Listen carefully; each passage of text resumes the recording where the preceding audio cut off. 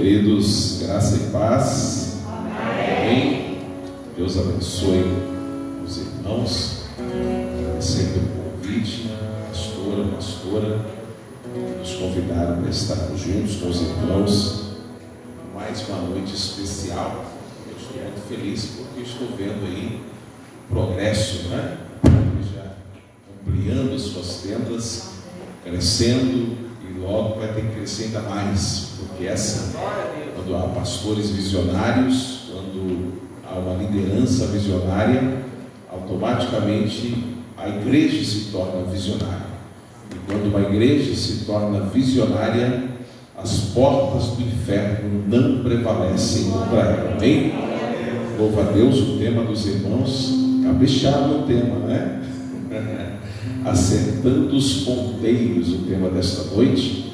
E o foco desse tema é o equilíbrio, não é? E é essa palavra que vai permear a nossa mente no decorrer de toda a mensagem. Equilíbrio, não é? O equilíbrio de tempo, o equilíbrio de todas as coisas. Hoje já estive numa manhã ministrando um simpósio, não é? Na igreja Ágape Renovada.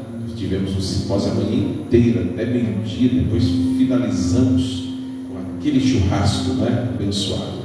E ministramos ali no simpósio, fechando as portas do fundo, né? Ou fechando as portas de trás, aplicando na igreja Ágape Renovada ali uma das marcas das megas igrejas, que é a consolidação do discipulado. E foi uma manhã gloriosa mesmo. Deus se fez presente conosco. Com certeza essa noite não será diferente. Aproveitando que vocês estão ainda de pé e vão ficar sentados depois pelo menos por 4 horas. Opa, brincadeira. Eu gostaria que você abrisse a sua Bíblia. Nós vamos ler 2 textos da Palavra de Deus. O primeiro deles se encontra em Lucas, capítulo de número 10, do versículo 38 até o versículo de número 42. Né? Hoje me faço acompanhado da minha esposa, Débora, que louvou o Senhor, e meus filhos, né? 2 deles, né? Metade da equipe não veio, metade vem. A gente, quando chega com a família, pastor, a gente já enche a igreja. A gente já enche a igreja, a casa, né? São 4 criancinhas abençoadas, né? Então, você que achou Lucas capítulo 10, versículo de número 38, diga amém. Amém. E aconteceu que, indo eles de caminho, entrou numa aldeia, e certa mulher, por nome Marta, o recebeu em sua casa. E tinha esta uma irmã chamada Maria, a qual, assentando-se também aos pés de Jesus, ouvia a sua palavra. Marta, porém, andava distraída em muitos serviços, e aproximando-se disse: Senhor, não te importas que minha irmã me deixe servir só? Dize-lhe, pois, que me ajude. E respondendo Jesus, disse-lhe: Marta, Marta, estás ansiosa e afadigada com muitas coisas, mas uma só é necessária, e Maria escolheu a boa parte, a qual não lhe será tirada. Amém? Agora dá um pulinho rápido em João, Evangelho de João, no capítulo de número 12, somente o versículo 1 e o versículo de número 3, até o 3, 1 e 3, 1, 2 e 3. João 12. Foi, pois, Jesus 6 dias antes da Páscoa a Betânia, onde estava Lázaro, o que falecera, e a quem ressuscitara dos mortos. Fizeram-lhe, pois, ali uma ceia, e Marta servia, e Lázaro era um dos que estavam à mesa com ele. Então Maria, tomando uma libra de unguento de nardo puro, de muito preço, ungiu os pés de Jesus enxugou-lhe os pés com os seus cabelos e encheu-se a casa do cheiro do unguento. Amém? Pode se assentar, queridos. Agradeço os irmãos por suportarem até aqui de pés. Queridos, o tema dessa noite é equilíbrio. Amém? Eu entendi quando os irmãos me mandaram o tema, que o Espírito Santo quer falar conosco sobre vida equilibrada, não é? Na verdade, o cristianismo, ele nos ensina a ser equilibrados em todos os segmentos e sentidos da nossa vida. Uma pessoa sem Cristo, ela é uma pessoa desequilibrada, e ela tem desequilíbrio em vários segmentos e áreas da sua vida. Ela tem desequilíbrios emocionais, ela tem desequilíbrio de caráter, ela tem desequilíbrio de conduta, até a maneira de falar, a forma de se portar, de se apresentar de uma pessoa sem Jesus é desequilibrada, não é? Eu me lembro que antes de eu aceitar a Jesus, eu convivi em São Paulo, né, nas bocas de favela, tocando pagode, a minha adolescência toda. Então, quando eu conheci Jesus, eu tive que corrigir muita coisa até da minha fala, porque eu falava muito na gíria, né? E aí, mano, beleza, meu? Ainda mais paulistano, né? Então eu falava muito na gíria, eu era totalmente desequilibrado até na minha forma de falar, até na minha maneira de falar, até que eu fui entendendo que um dos frutos do Espírito é temperança, né? É um dos frutos do Espírito, e a palavra temperança, na sua raiz, é equilíbrio, né? Temperança te lembra o que? Temperança. As mulheres que fizeram o almoço hoje, ou às vezes alguns irmãos, como eu gosto de cozinhar, somente no domingo, não é? Você fez, o que você usou para a comida ficar gostosa? O que você usou? Tempero, não é? Uma comida sem tempero é gostosa? Não, a gente fala assim, nossa, parece comida de hospital. Se bem que tem uns hospitais aí que fazem umas comidas gostosas, né? Agora mudou um pouco. Antigamente os hospitais não usavam tempero. Hoje, quando a minha esposa teve agora o Davi Lucas, né? Eu comia sopinha lá, meu irmão deu vontade de pedir bis na sopa. Uma delícia, né? Bem temperadinha, né? Mas o que faz uma comida ser gostosa é o quê? É o tempero. Ou seja, é a quantidade certa de tempero, o equilíbrio no tempero. Não é verdade? É por isso que Jesus compara a vida cristã. Ele diz que nós, servos de Deus, nós cristãos, devemos ser o que da terra? O sal, né? O sal. E o sal, ele só é bom, pastor, quando ele é na dose certa. Não é verdade? Se você comer uma comida salgada demais, ela é boa, sim ou não? Não, ela é horrível, né? Uma comida muito salgada é horrível. Não é? Você tem que tomar um monte de água depois à tarde, fica ruim, a comida não está agradável. Mas e uma comida sem sal nenhum, é boa? Também não, né? O sal só é bom quando ele é colocado na dose certa, ou seja, com equilíbrio. E é interessante que quando você come uma comida bem temperada e bem equilibrada, não é? Você não fala assim, nossa, que sal gostoso dessa comida. Você só fala assim, que comida gostosa, porque ela está equilibrada. E o que Jesus queria ensinar para nós, quando nos compara ao sal, é que quem tem que aparecer não é o sal, quem tem que aparecer é Jesus. Amém? É Ele que tem que aparecer, né? Tem muita gente que quer ser a última bolacha do pacote. Ele quer aparecer. E se não aparece, pastor, já fica bicudo, tem que aparecer, não é? Na verdade, quando Jesus diz, vós sois o sal, ou ele está dizendo assim, vocês têm que desaparecer. Só o sabor de vocês tem que ser apresentado, né? Mas é a minha presença que tem que ser glorificada. Amém? Então equilíbrio é tudo. Na vida cristã tudo é equilíbrio.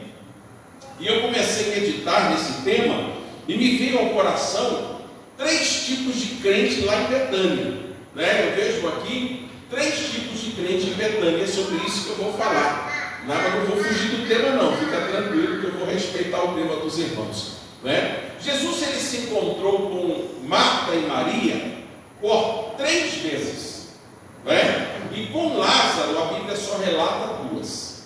Mas por 3 vezes Jesus tem um encontro relatado pela Bíblia. Se teve mais encontros, até porque dá para entender que sim, até pela proximidade que causou entre Jesus e essa família, né? Há uma proximidade muito grande, ao ponto da Bíblia dizer que Jesus tinha Lázaro por amigo.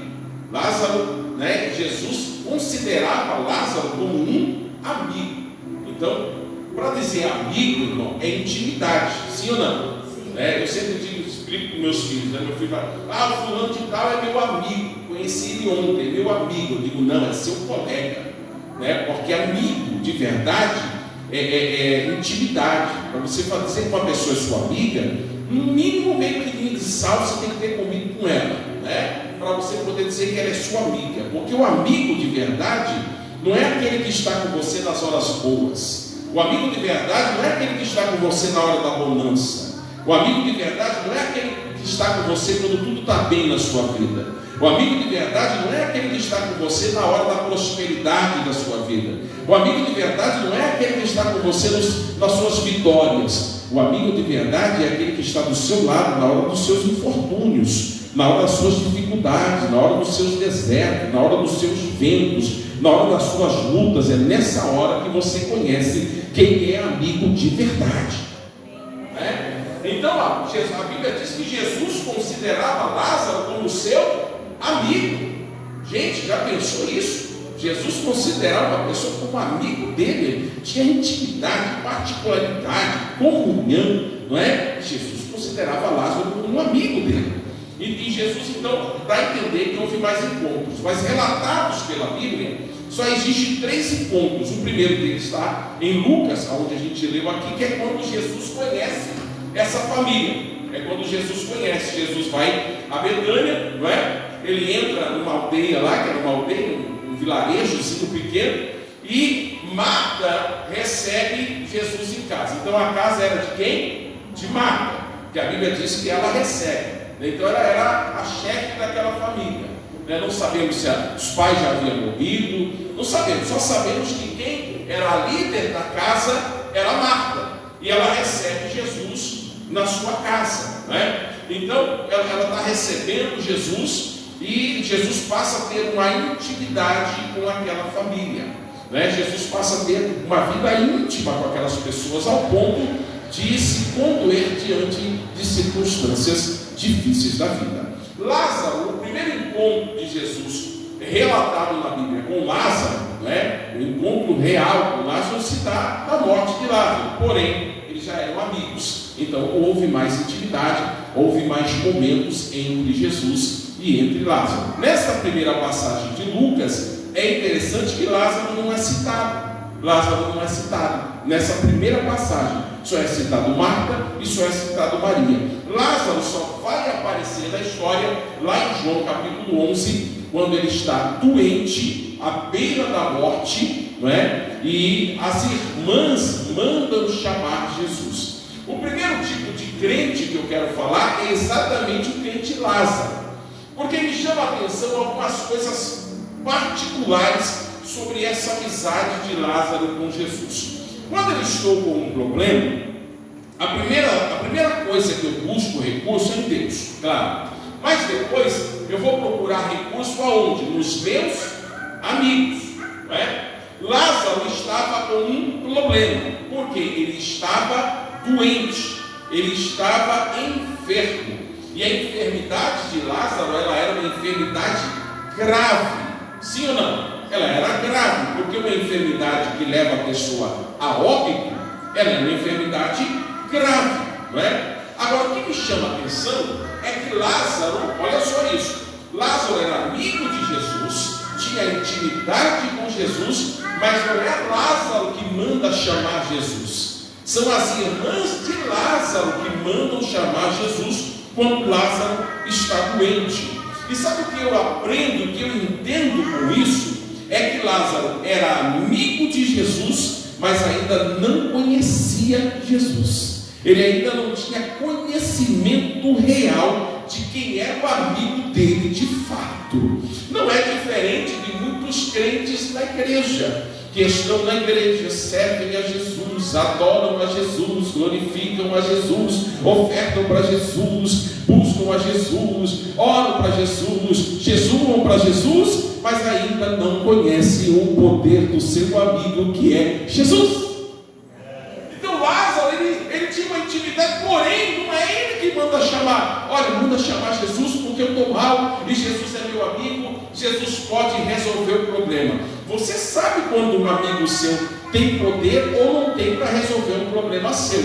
Vamos supor que você está passando por um perrengue financeiro daqueles, né? Quem que não passa, né, irmão, por um perrengue financeiro? E você está passando por um daqueles que você precisa de um socorro, né? Você sabe aquele momento, acho que ninguém aqui viveu isso ainda, né? Precisar de um socorro, assim, né? Algo inesperado que aconteceu na sua vida. A quem que você vai recorrer? Vou recorrer para aquele meu amigo que é mais quebrado que eu. Você vai recorrer para o amigo mais quebrado que você, sim ou não? Não, você vai recorrer a quem?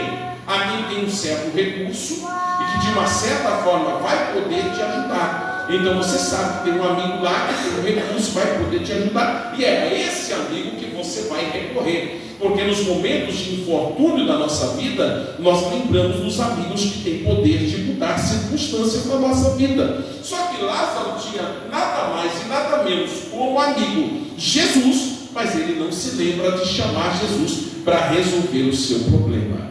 Não é diferente do que vivemos hoje. O crente Lázaro é aquele que se acha autossuficiente, é aquele que quer resolver os seus problemas sozinhos, ele quer resolver por conta própria. Ele acha que pode fazer tudo do jeito que ele quer, mas na verdade isso pode levar você ao óbito, isso pode levar você à morte espiritual. Então a segunda coisa que eu vejo na vida de Lázaro, não é? É que, irmãos, imagina a história comigo aqui. Aí tá, chamam Jesus, Lázaro já morreu, Jesus chega no quarto, você conhece a história. Depois que Lázaro já está morto, fedendo já, porque 4 dias o corpo já está fedendo, né? Eu não sei como tem gente que se acha, porque se tem uma coisa que fede é o corpo humano, né? 4 dias depois, meu irmão, pensa no fedor que é. Eu já me deparei com defunto já de 4 dias, é insuportável o cheiro da carniça humana, é 10 vezes pior que de animal, o corpo humano putrificado. E ainda tem gente que se acha o bambambam, se acha que é tudo, né? Meu irmão morreu, apodrece, vai para o mesmo lugar, não tem o que fazer, ninguém é melhor do que ninguém. Enquanto estivermos aqui, devemos amar uns aos outros, porque ninguém aqui é melhor do que ninguém, não é? Lázaro está morto, já está fedendo, 4 dias. Jesus chega no 4º dia, né? Quem conhece a história sabe até o motivo por que ele chegou no 4º dia. Depois chamaram Jesus, né? Então ele só chega no 4º dia, porque se ele chega no 2º, no 1º, no 2º, no 3º, não seria um milagre, até porque os judeus acreditam, pela sua crença, que o espírito da pessoa, quando ela morre por 72 horas, fica próximo do corpo. Então, se Jesus chega no 1º dia, não é milagre, o espírito estava aí pertinho e só voltou. Se Jesus chega no 2º, também não é milagre. Se Jesus chega no 3º, também não é milagre. Então, Jesus chega exatamente quando toda a esperança se acabou, não tem mais o que fazer, o espírito já está lá no Hades, já foi, não tem mais o que fazer. É nessa hora que Jesus chega. Amém? O que é que Jesus quer ensinar para mim e para você nessa noite? Quando você achar que está tudo acabado, é nessa hora que Ele vai chegar na sua vida. Quando você achar que não tem mais o que fazer, que já não tem mais solução, é nessa hora que o mestre da Galileia vai se apresentar e dizer: estou chegando para operar milagre na sua vida. Jesus chega no 4º dia, porque na visão dele, ao ponto que elas mesmas dizem assim: mas senhora, agora não tem mais o que fazer, já é no 4º dia, agora já foi. Talvez se o senhor viesse até o 3º, que o espírito estava ali meio rondando aí no corpo, dava, né? Mas agora, Jesus, 4 dias depois já cheira mal, não tem mais o que fazer, né? Mas sabe o que me chama a atenção na questão de Lázaro? Porque aí você conhece, Jesus manda Lázaro sair da sepultura, Lázaro sai da sepultura, ressuscita depois de 4 dias de morto. Meu irmão, misericórdia, que milagre, né? 4 dias de morto, Lázaro ressuscita. Mas sabe o que eu fiquei pensando nessa semana, depois que os irmãos me deram tempo? eu fiquei analisando a vida de Lázaro. Irmão, agora se compara comigo, vem junto comigo no meu raciocínio. Se você ficasse morto 4 dias, você morreu. Aí 4 dias depois, Jesus fosse lá no cemitério, ali em cima, ali, pertinho aqui, né? Fosse lá no cemitério e falasse assim: fulano, sai da sepultura. E você, depois de 4 dias de morto, saísse da sepultura. Olha aqui para mim. Quem seria você depois disso? Quem seria você depois disso? Você seria o mesmo crente que você é hoje? Você acha, sim ou não? Você ia ter essa mesma pezinha rasa que você tem? Sim ou não? Você ia ser incrédulo que nem a gente é? Você acha que eu seria incrédulo que nem eu sou? Se eu soubesse que eu morri, fiquei 4 dias morto, já estava podre, e Jesus me chamou e eu ressuscitei. Meu irmão, eu garanto para você a minha visão. Eu acho que se acontecesse isso comigo, Satanás, sai da frente. Eu ia estar de esquina em esquina pregando: ei, eu sou aquele que ressuscitou depois de 4 dias de morto, pregando. Meu irmão, paralítico ia andar, cego ia enxergar, mudo ia falar, surdo ia ouvir. Eu não sei o que ia acontecer, mas que a glória de Deus tinha que se manifestar através da minha vida, tinha. Amém? Cita para mim um milagre que aconteceu através da vida de Lázaro. Fala para mim uma alma que o Lázaro ganhou, que está na Bíblia. Lázaro pregou e ganhou uma alma. Cadê? Mas você recebeu o milagre de ficar 4 dias morto. Depois de 4 dias você ressuscitar e você não fazer história. Você simplesmente sumir, porque o único relato que está na Bíblia é que os fariseus queriam matar ele, porque o milagre que tinha acontecido na vida dele estava dando uma repercussão tão grande que eles falaram: vamos matar Jesus, vamos matar o Lázaro também, para resolver esse problema. Mas eu não vejo o Lázaro aparecer em lugar nenhum da Bíblia mais. Meu irmão, quem tinha que ser o líder da igreja não era Pedro, era Lázaro. Quem tinha que ser o maior pregador da história não era Paulo, era Lázaro. Mas por que Lázaro não foi? Aí a gente olha, eu pensando nisso nessa semana, eu fiquei pensando: mas meu Deus, esse Lázaro era muito ruinzinho. Aí sabe o que Jesus falou comigo? Falou: e você? De onde é que eu te tirei? Você estava morto há anos. Não era 4 dias, você estava morto há anos. E o que é que você está fazendo com o seu tempo para mim? E você estava onde? Quem era você? Aonde era? Onde estava a sua vida? Alguém aqui pode dizer: pastor, eu era um cachaceiro, eu era um viciado, eu tinha vícios horríveis, eu tinha pensamentos horríveis. Aí Jesus te ressuscitou, mas ressuscitou você para quê? Para ficar sentado nessa cadeira gostosa, com esse arzinho gostoso, ouvindo o culto de domingo e amanhã não fazer nada para ele? A semana inteira sem fazer nada. Jesus ressuscitou você para fazer alguma coisa. Jesus não mudou a sua história para você ser uma pessoa comum. Jesus não mudou a sua história para você viver uma vida rasa, natural, normal. Jesus mudou a sua história para você fazer uma história. Jesus mudou a sua história para você ser um agente transformador de vidas. Não é? Você acha que Jesus ia me arrancar lá da macumba de tudo que eu fiz para eu simplesmente ser? Eu não me conformo em ser algo normal, eu não me conformo. Nas minhas orações eu digo: Deus, eu não quero ser um cidadão normal, eu tenho que ser diferente, eu preciso ser diferente, a tua glória tem que resplandecer na minha vida, porque eu estava morto, eu estava no pecado, eu estava recebendo 21 tipos de demônios diferentes no meu corpo, e hoje eu recebo a presença do teu Espírito. Então me faça fazer a diferença na terra. Então Lázaro é o crente omisso. É o crente que não soube, por tudo que recebeu, infelizmente não soube usar o seu tempo para Deus.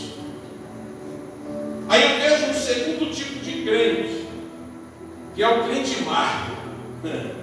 Aqui você vai identificar muitas pessoas. A história de Marco ela é interessante, porque Marco, nos 3 encontros que há entre Jesus e Marta, registrado na Bíblia, você vai ver Marta sempre muito atarefada, Marta sempre servindo, Marta sempre cuidando de coisas terrenas. E acho que essa é a proposta do tema dos irmãos, não é? O equilíbrio entre o tempo de trabalho, com o tempo pessoal, com o tempo espiritual, porque existem pessoas que estão tão atarefadas que elas estão perdendo o foco naquilo que é primordial na vida. Elas estão perdendo o foco naquilo que é essencial. Olha que interessante, Jesus entra na casa de Marta e a Bíblia diz que ela o recebe em sua casa, não é? Só que de repente Jesus está, porque Jesus ele entra na casa de Marta para quê? Qual é o propósito da entrada de Jesus numa casa? Jesus não entra numa casa se não for para mudar essa casa. Jesus não entra numa casa se não for para mudar a história dessa casa. Jesus não entra numa casa se não for para mudar o rumo e as circunstâncias dessa casa. Pastor, mas lá na minha casa está uma luta tremenda. Então convida Jesus para entrar lá, para você ver o que vai acontecer lá na sua casa. É que talvez Jesus não está podendo entrar na sua casa, porque às vezes a gente deixa Jesus do lado de fora, irmão. Lá em Apocalipse você vai ver ele falando assim. João está escrevendo, não é? E ele diz assim: eis que eu estou à porta e bato. Se ele está à porta é porque ele está do lado de fora. E ali estava falando de uma igreja.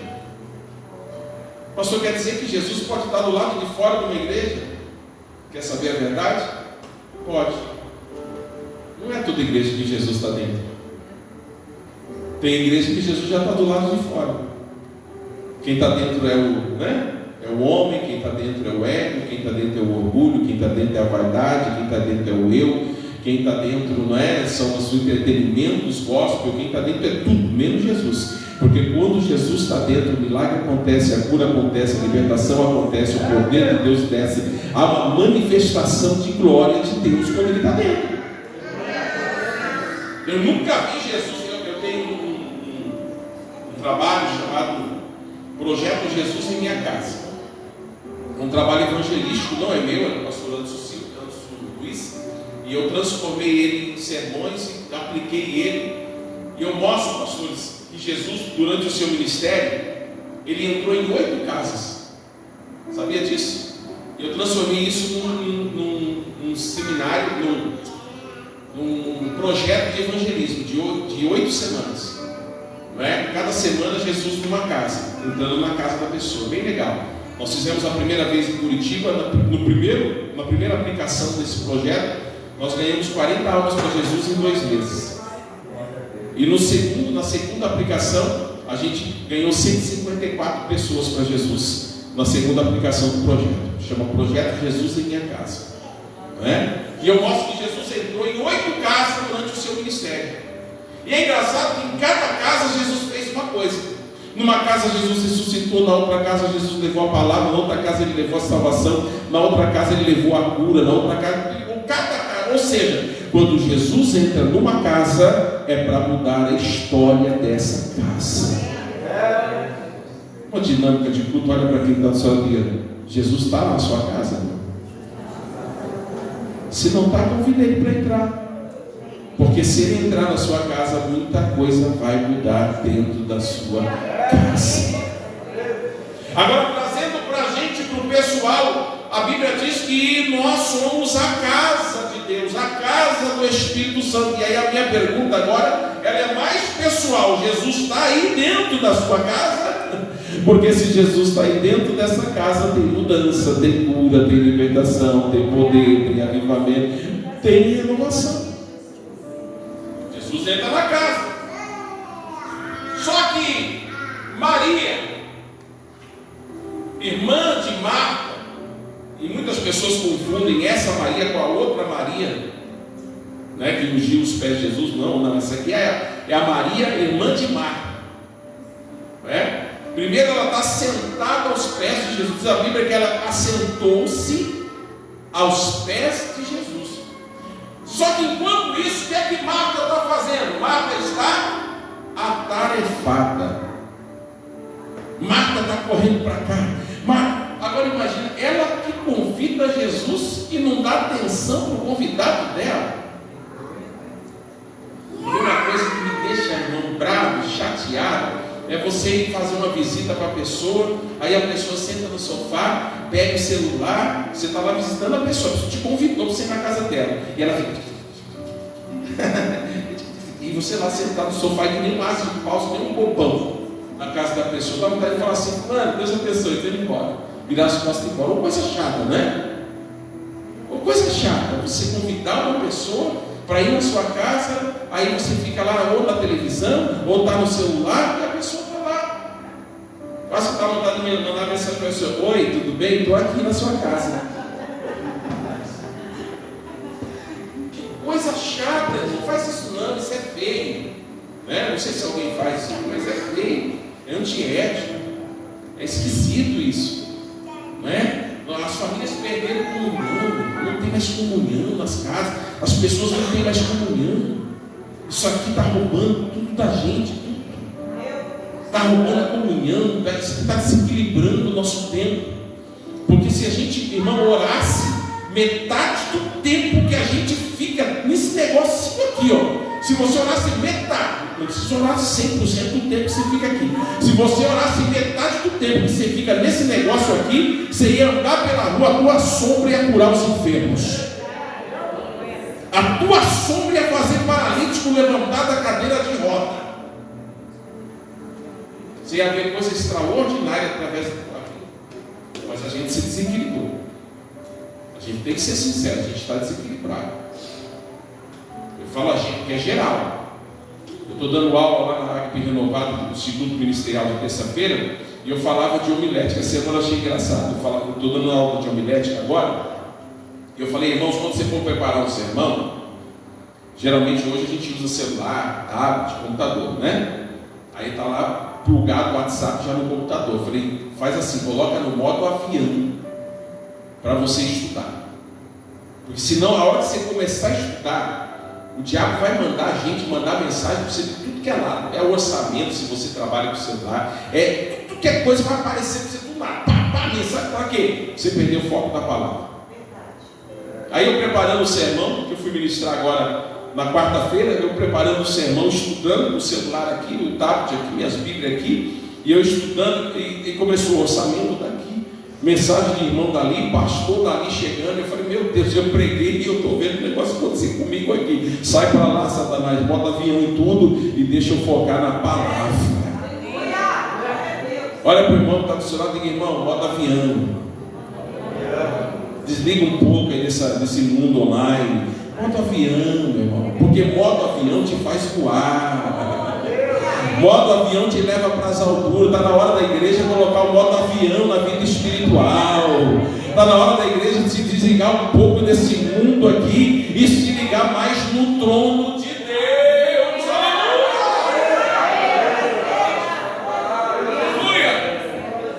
Modo avião, irmão, voar, subir, oração, vida com Deus, comunhão com Deus, céu, aleluia!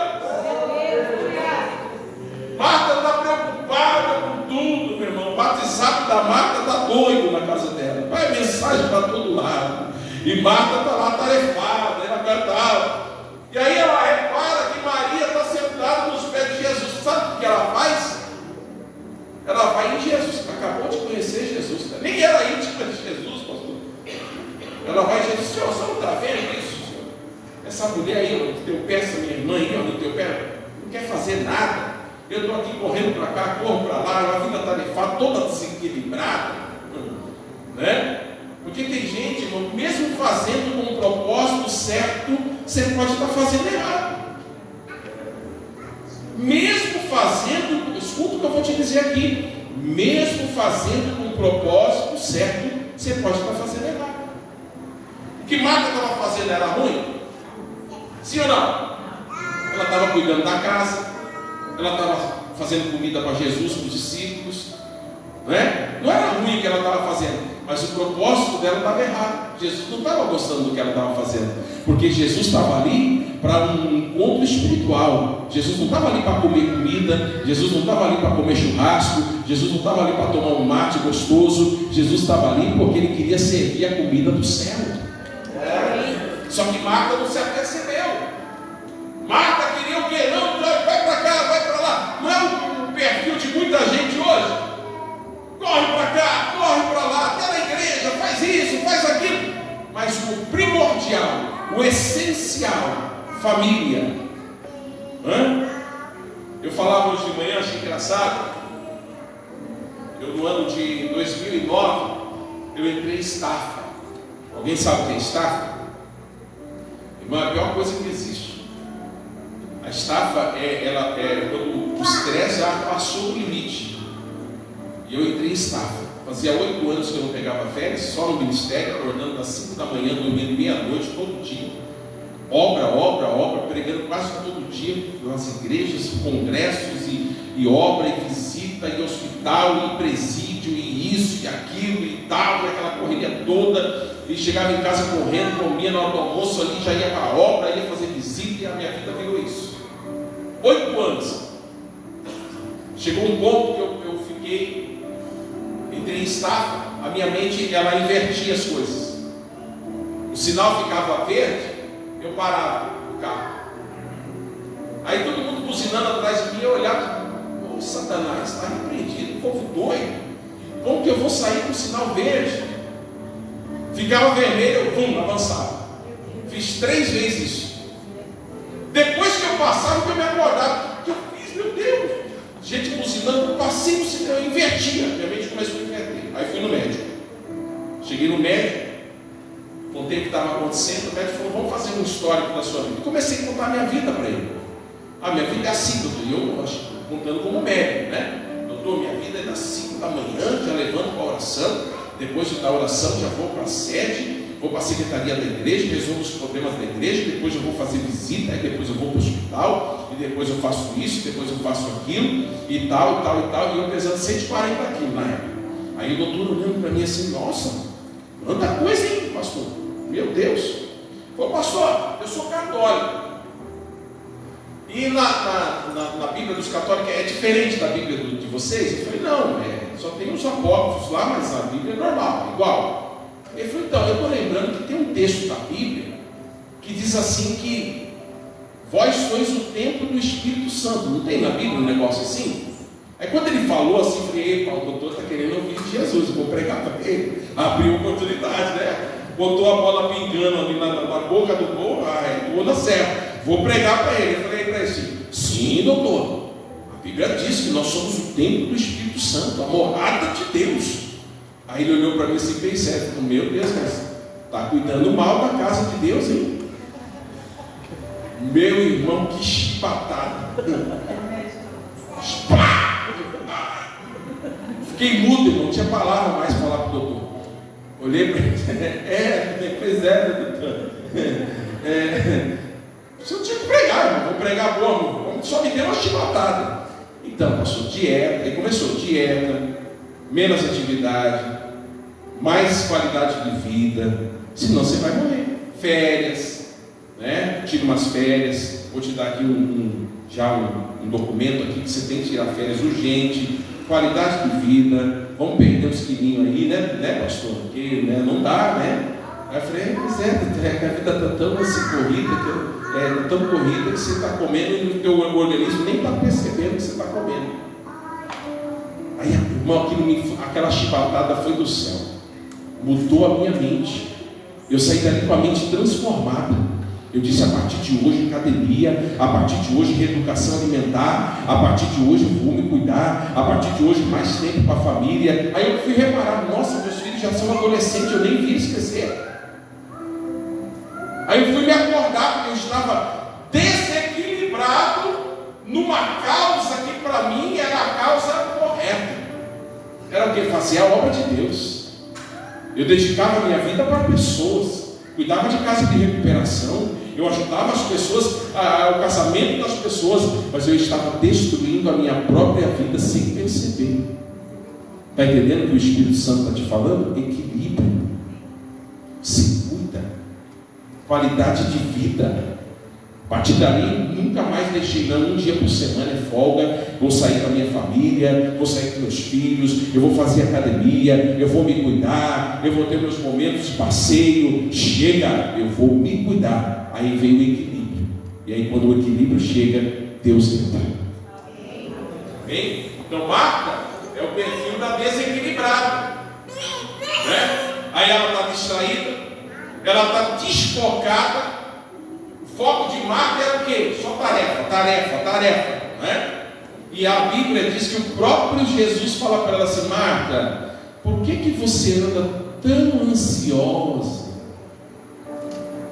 Ansiedade. A pessoa desequilibrada, ela fica ansiosa, né? Ansiosa. Já notou que tem gente ansiosa? Você fica perto da pessoa, a pessoa está... O que está acontecendo com você, fulano? Eu não sei, eu tenho que fazer ansiedade. E cuidado com uma síndrome, né? A síndrome da ocupação. Eu ando muito ocupado. É muita coisa para fazer. Eu tinha um amigo meu que era assim, toda vez que eu encontrava ele, e aí, meu passeou, tudo bem? Uma correria só. Toda vez, irmão. Sabe o que aconteceu com ele? Infarto. Porque ele vivia a síndrome da correria. Meu irmão, não é a correria que vai te levar a lugar nenhum. É uma mente sadia que vai você alcançar as alturas. Correria não leva ninguém a lugar nenhum. A gente corre tanto que não chega a lugar nenhum. Mas uma mente sadia, com equilíbrio em Cristo Jesus, vai te levar no centro da vontade de Deus.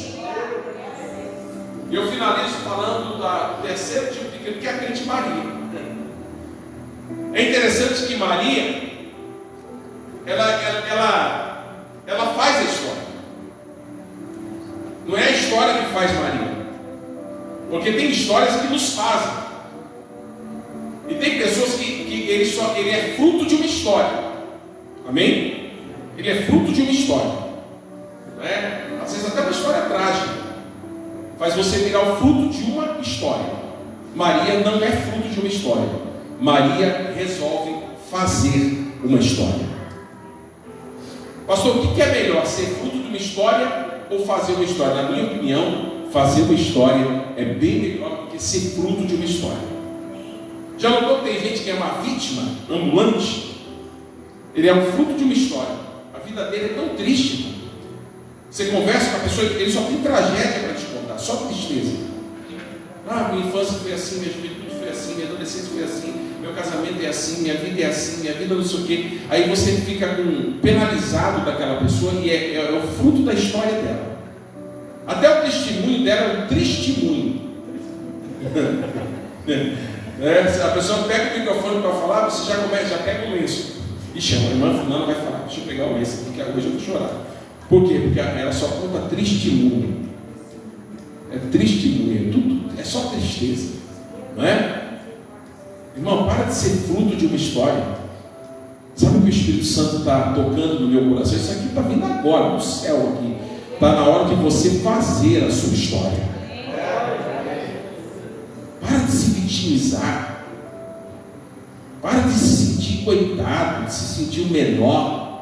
Para de viver essa síndrome de Gideão, né? Gideão está diante de um anjo, irmão, o anjo do Senhor, o próprio Deus, falando com ele, varão valoroso. Se Deus chega para mim e me chama de varão valoroso, eu pulo no cangote dele, sou mesmo. É isso aí, conta comigo, Deus. Aí Deus está lá falando com ele, varão valoroso, o Senhor é contigo. Aí ele parece, lembra daquele desenho que tinha um Lipe? Tinha. Céus, universo. Tem gente que é assim, a vida dele é isso aí, é o Lipe. Olha para o irmão do seu lado, papai do Senhor, irmão Lipe. Pai do Senhor, irmão Lipe, tudo bem? Tinha. Céus, só reclamação, irmão. Ele está diante de Deus, o próprio Deus está falando com ele. Ao invés dele pegar, irmão, e se agarrar com Deus, chegou a solução, ele começa.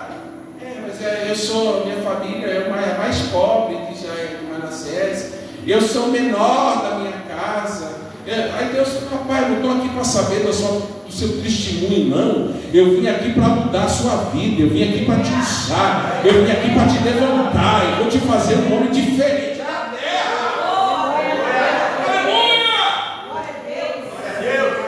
Maria faz a história, ela não se conforma, ela quer fazer história. No primeiro encontro que ela tem com Jesus, ela é ousada, essa Maria é ousada, ela senta no pé de Jesus. Ô mulher ousada, né? Sentou nos. Aqui na Bíblia, aqui, ó. Assentando-se também aos pés de Jesus. Ela falou: não vou sentar longe, não, eu vou sentar no pé dele. Não importa se tiver um chulezinho, não importa. Eu quero sentar no pé dele. Está sentado no pé de Jesus. E se você não sabe, naquele tempo, nos tempos bíblicos, não tinha a mesa que nós conhecemos hoje. Essa mesa com perna não existia nos tempos da Bíblia. Eles sentavam no chão, era colocada uma esteira, a comida era servida no chão, e eles se assentavam na beira dessa esteira, né? Dessas mesas que a gente vê, até nas gravuras, não é do tempo bíblico. É por isso que era costume, quando chegava alguém para comer, o que é que se fazia? Lavava os pés da pessoa, porque a pessoa estava andando de sandália, suor e a terra, irmão, dá um negócio gostoso, não dá? Suor e terra, dá um negócio gostoso no pé, não dá? Imagina, chulé barrento. Então quando chegava na casa, já estava lá a pilha de água, lavava os pezinhos para comer. Lavava a mão, mas tinha que alguém lavar os pés. Isso era uma boa hospedagem. Quem fazia isso era o filho mais velho. Isso aqui é um mistério tão grande, irmão. Quem é que fazia isso era o quê? O primogênito. Essa era a missão do primogênito, até quando ele tinha 30 anos, se ele não casasse antes. O que é que Jesus fez com os discípulos? O que é que Jesus fez? Sabe por quê? Porque para Jesus lavar pé era algo normal. Ele era o primogênito da casa dele. Ele cresceu lavando os pés das pessoas. E tem gente, irmão, se você mandar lavar o pé de alguém, perde o membro. Pedro falou: meu pé se eu não lavo. Ele falou assim: se eu não lavar, não tem parte comigo no reino. Não, então dá um banho logo inteiro. Aí Jesus falou: não, vós já estáis limpos pela palavra, mas o teu pé eu tenho que lavar, porque eu tenho que ensinar lá para a minha igreja Batista do Calvário, lá do Bela Vista, que lavar os pés não é sacrifício, lavar os pés é missão, lavar os pés é propósito, lavar os pés é entender o que é o meu evangelho, lavar os pés é entender o que é o meu reino. Vou terminar. Então Maria sentava aonde? Nos pés de Jesus, né? Maria, ela sabia escolher. Jesus falou: Maria escolheu a melhor parte. Por que ele escolheu a melhor parte? Porque enquanto Marta estava tarefada, desequilibrada, sem foco, Maria estava ali comendo a palavra, comendo a palavra, comendo a palavra, comendo a palavra, comendo a palavra. E quanto mais ela comia, mais Deus enchia, mais Deus enchia, mais Deus enchia, porque assim é a presença dele. E para terminar, Maria faz um ato no terceiro encontro que a Bíblia relata, né? Entre ela e Jesus. Ela faz um ato muito interessante.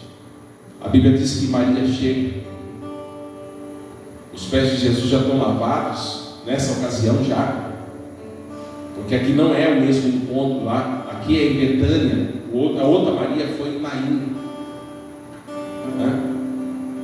Aqui é o encontro, lá era na casa do Simão, aqui é na casa de Simão também, mas não é o leproso, é outro Simão.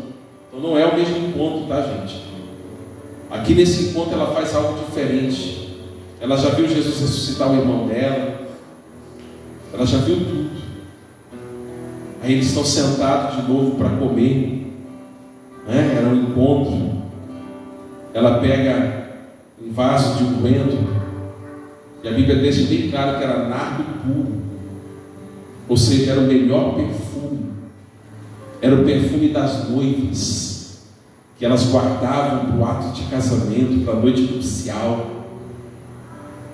Aí ela pega esse nardo puro, cheiroso, e ela derrama nos pés de Jesus.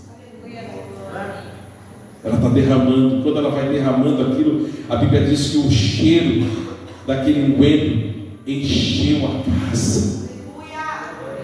Sabe o que é isso? Maria era adoradora. Ela está adorando Jesus aqui. Ela está quebrantando o seu coração em adoração. E sabe o que eu aprendo aqui? Ela não está dando para Jesus o que sobrou. Ela não está dando para Jesus o que era efêmero, sem significado. Ela está dando para Jesus o melhor. Ela está dando para Jesus algo que tinha preço. Ela está dando para Jesus algo que exigia sacrifício, ao ponto que Judas Iscariotes, que era o tesoureiro de Jesus, olha para aquele ato e diz assim: que desperdício, isso aí valia 300 denários, isso aí valia muito dinheiro, dava para a gente pegar isso e vender para os pobres. E a Bíblia diz que na verdade não era isso que ele queria fazer, ele queria meter a mão no caixa, porque ele era corrupto. Mas Jesus olha e diz: não, o que ela está fazendo, ela está me preparando para o grande dia. Mas o que ela está fazendo vai ficar um marco na história, porque Maria hoje está fazendo uma história. Fica de pé, por favor, em nome do Senhor Jesus. Aí a Bíblia diz que Jesus recebe aquele ato, recebe aquela atitude como uma forma de adoração. E a pergunta que eu faço nessa noite é: que tipo de crente você é? Agora é só você e Deus. Que tipo de crente você está sendo?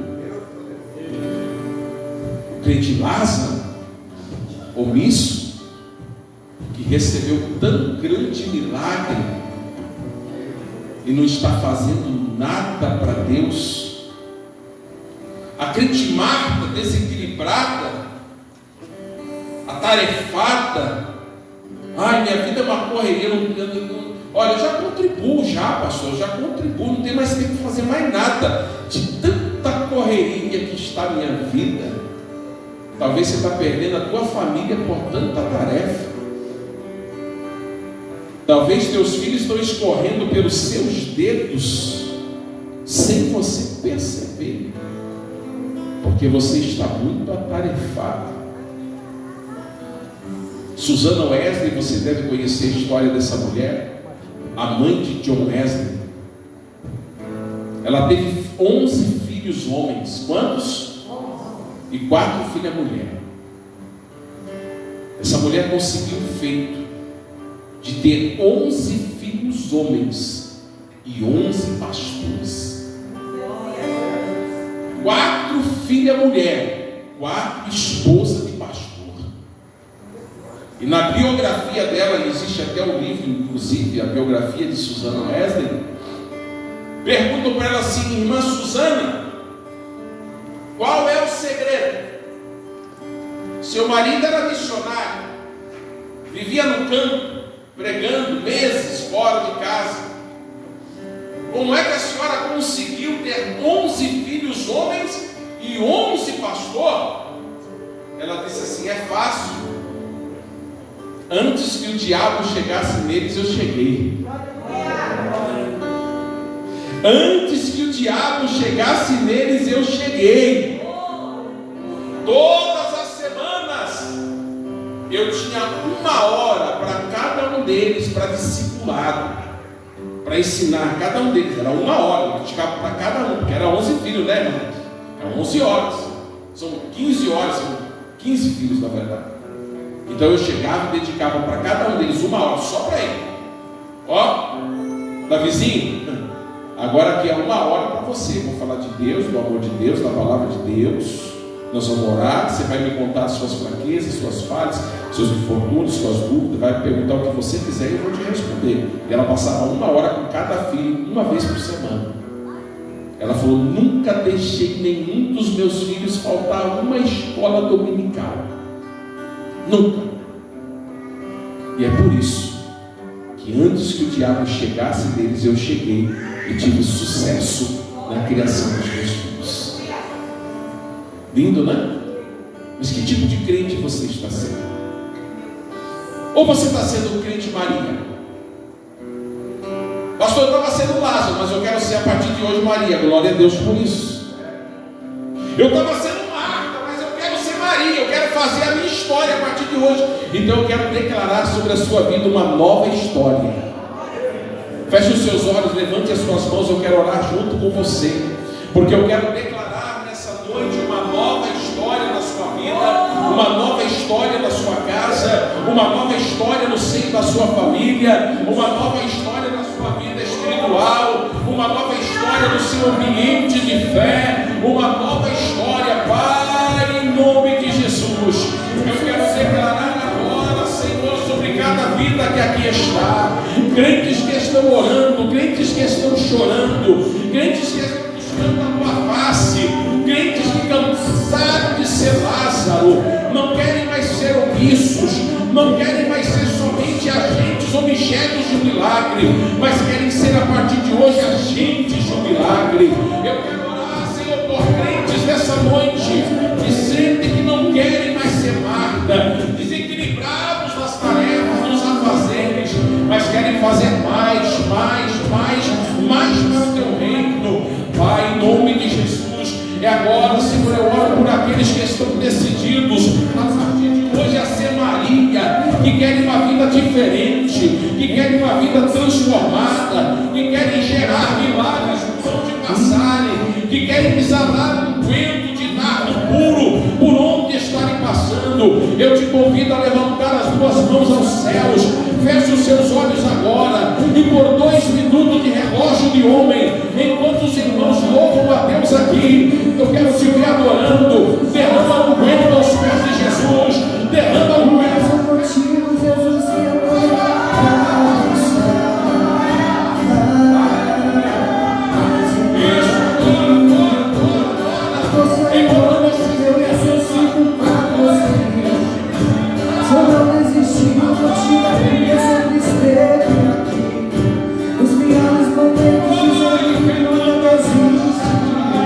Aonde estão aqueles que ainda acreditam nos dons do Espírito Santo? Aonde estão aqueles que ainda dão liberdade para a ação do Espírito Santo? Aonde estão aqueles que ainda sentem a presença de Deus? Ei, Maria, receba o vento que vem do trono, Maria. Receba o vento que vem do trono sobre a tua vida. Isso, dá liberdade para o Espírito Santo.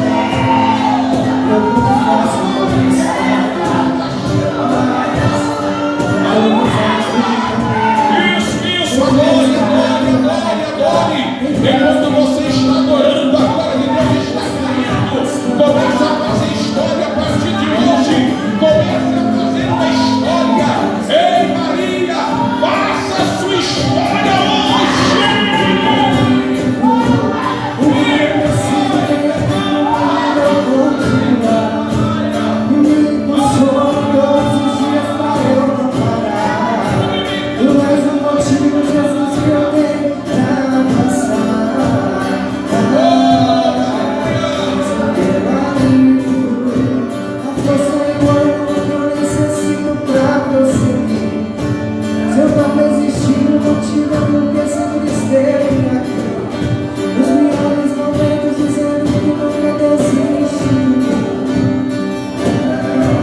Mesmo onde você está, dê um abraço em quem está do seu lado.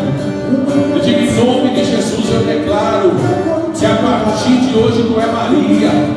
A partir de hoje você vai fazer uma história. A partir de hoje você faz sua história. A partir de hoje você faz sua história.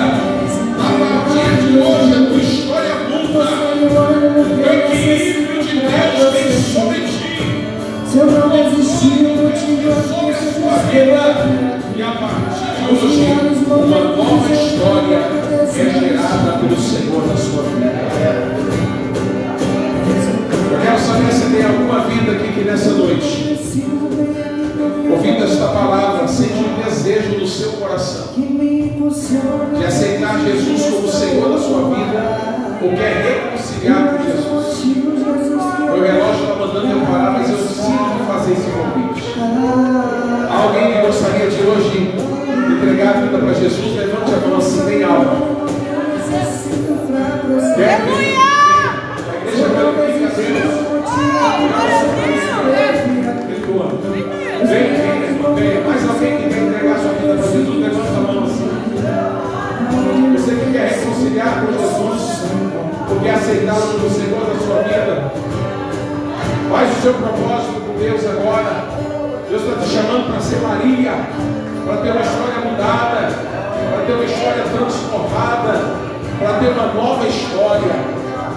Tem mais alguém que gostaria de firmar esse propósito? Cadê uma irmã, uma serva de Deus ao lado dessa irmã aqui? Cadê? Vem aqui uma irmã ao lado dessa irmã. Aleluia. Glória a Deus. Glória a Deus. A igreja está feliz por essa vida. Tem mais alguém? Vou perguntar pela última vez. Você está meio paradinho, parou um pouco na fé. Mas Jesus está te chamando. Jesus está te convidando para você fazer um propósito. Vem, filho, venha, isso, venha. A igreja glorifica a Deus, a igreja adora a Deus. Vem chorando, isso, venha. Isso, o momento da igreja se derramar, lá no céu está tendo festa, tem mais uma vida aí, olha que coisa linda. Olha que coisa linda de Jesus. Está tendo festa lá em cima no céu. Glória a Deus! Glória a Deus! Oh, aleluia! Isso é lindo! Lá no céu agora está um Pentecoste agora, irmão. Lá no céu está um Pentecoste. Eu não sei como a igreja fica calada, né? Porque lá no céu está um Pentecoste agora. É anjo pulando por cima de anjo. É anjo perdendo pena no céu agora. Porque a glória de Deus está em festa no céu. Tem mais alguém que quer aceitar Jesus? Aproveita, meu irmão. Muda a tua história. É você que vai mudar a sua história. Muda ela. Tem mais ninguém? Deus te abençoe, igreja. Estenda as mãos para cá. Estenda as mãos, vamos orar. Olha esse moço chorando aqui, ó. Coisa linda, essa família linda aqui. Isso é só Deus que faz, gente. Estenda as mãos, Pai. Em nome de Jesus, aqui está, Senhor. Essas três vidas tão preciosas, são vidas que o Senhor morreu no Calvário por elas. O Senhor derramou seu sangue por elas.